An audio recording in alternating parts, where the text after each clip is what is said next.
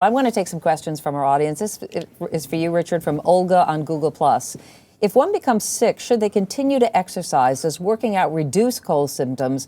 And how can I avoid coming in contact with germs at the gym? This is someone who's probably a gym rat. Yeah, I mean, good question. One thing is, if you're sick, do the nice thing for everyone else who goes to the gym and don't go to the gym. I think that we're often thinking about, well, what will it do for me if I'm exercising when I'm sick, or if I go to work when I'm sick? It's like, think about those people around you and what you'd like them to do. And you know, I love to go to the gym, and I'm sitting on the exercise bike, which is my go-to cardio.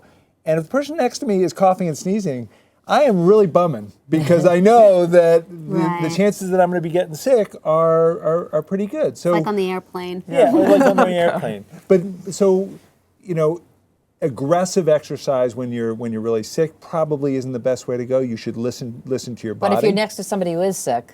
Well, if you're next to someone who is sick and they're coughing and sneezing in you in the gym, get out. You're out of luck. Yeah. You know, and you know, one thing that you can do, a lot of germs are spread by hands, so you can wipe down those surfaces that you're going to come in contact with by your hands. I'm religious about that wipes. before I use it and then after when I'm done. And that's a nice thing to do for other people. And here's something cool to know, that when you're looking to defy sickness, the number one best thing that you can do is exercise. Exercise boosts your immune system. Exercise, good sleep, and good nutrition are going to help prevent all kinds of illness. Exactly. Melissa, this is from you, from @AudreyGraham on Twitter. While working out, should one focus on losing weight or building muscle? Which is more important? You're going to lose weight when you build muscle because your metabolism goes up. I'm a big believer in strength training. That's very, very important, because when you have more muscle mass, even at rest, you're going to be burning more calories, because muscles are more metabolically active. So total body workout, doing some strength training, and then throwing in some cardio, if you want. But I really, really find with long-term success, it's actually the strength training that really helps. Well, one thing on that, though, is that some people, when they first start exercising, will put on some weight. And it's muscle. Yeah, it's muscle, and that's a good thing. So don't get discouraged there. And that's why body composition. To me, look at the way your clothes fit, not what the scale says. Exactly. Yeah. And that's what I always tell. Like once a week, if you don't know your body composition, or you don't have that, just put a pair of tighter jeans on and try it once a week, and you're going to shrink. The inches are going to come off. The scale might not be moving, but if your inches are coming off, your clothes are going to fit much better. And when you talked about plateau before, I think what's really important for people, because inevitably everybody plateaus, is to track your progress. Because when you have a halt on that scale, it's really nice to look at the big picture. Look how far I've come. I'm not going to get mentally caught up and let this standstill bring me down, because I have really conquered. Okay, Joy, this is from you, for you from Jodlin, I think, on Twitter. What are some ingredients that I can easily substitute in recipes to make them more healthy? You mentioned the hot sauce. Right, add a little hot sauce. I put hot sauce in everything. I would also suggest substituting sour cream and sometimes mayonnaise for non-fat Greek yogurt, whether it's in dips, or I use avocado in tuna salad and chicken salad. So those are easy things you could do. Any recipe that calls for ground chuck, use lean ground turkey. And I don't like to go for the 99% lean ground turkey. I feel like it's too dry, so I go for the 97%. Okay. So those are simple. And a question for all of you. This is from Maura on Google+. I read that people are not built to digest dairy. Does that mean that there are no healthy benefits to drinking milk, eating yogurt? Oh yeah, no, I don't buy that. I don't think that everyone needs dairy. There are a lot of people who are lactose intolerant, cannot tolerate dairy.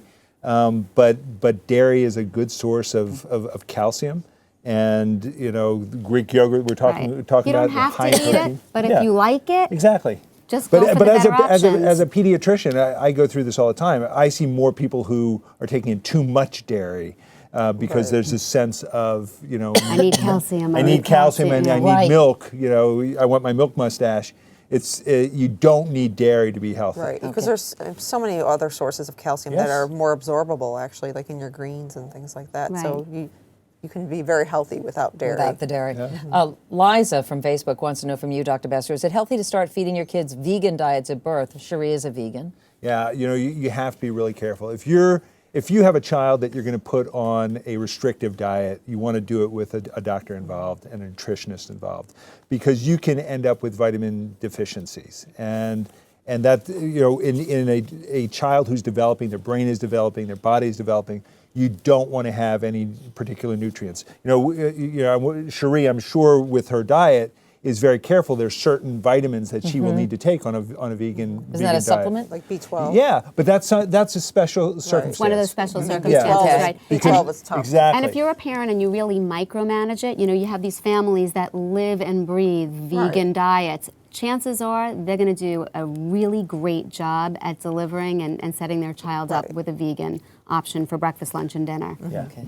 This is from Melissa, actually, from Yesenia M. I hope I got that name right. How does removing the big five, and I don't even know what the big five are, affect one's body, mind, and soul? Do you know what the big five is? Yeah, I don't know if she was doing some research on the cleanse, maybe, because I called the big five. Oh, okay. So maybe that's what, Okay. And basically, when you're doing the food-based cleanse, I have people remove caffeine, alcohol, dairy, gluten, and sugars, basically. And the reason why is because those are a little bit, obviously the caffeine and alcohol are not even really food, but the other stuff is more, it's more allergenic or sometimes inflammatory for some people. And by removing some of these foods and then bringing them back in and seeing how you feel, at the end of the cleanse, you definitely say, oh yeah, that bothered my stomach or that didn't, and a lot of times people do have some issues. I think we overdo the gluten and the dairy. We're not meant to eat that much of it, many years Should ago. we all be gluten-free? No, I'm not saying that either. No, I don't think so. Okay. I'm not saying, and then the gluten-free stuff still has calories and carbohydrates. So at the end of the day, if you have celiac or you have some type of gluten intolerance, then you need to remove it. But again, I don't believe that everybody should be. It's not for everybody. It's one of those. It's not one size fits all. It's one of those ever. trendy things right now where people are going gluten free for their health. If you're someone, with a gluten problem and intolerance, then definitely for other don't people. go get gluten-free cookies and this and Yeah. that. It's not going to help Right. you. And it's easy enough to figure out if, in fact, you do have a gluten problem. Yeah. First you go and you get tested for celiac. If you don't test positive for celiac, you could still have a sensitivity. And then I tell people, you know what? It's so easy to figure it out. if you're feeling like it's a bloating or if it's a headache or achiness, remove the gluten from your diet completely for 2 weeks. See how you feel. If you feel better, let's do a test. Put the it back gluten in. back in for a couple of Exactly. days. And see what happens. See if the ailments come back. If they do, you probably are gluten sensitive. Elimination diets are great for that. Because it And that's determines what the problem and is, that's what yeah. the cleanse Right. does. You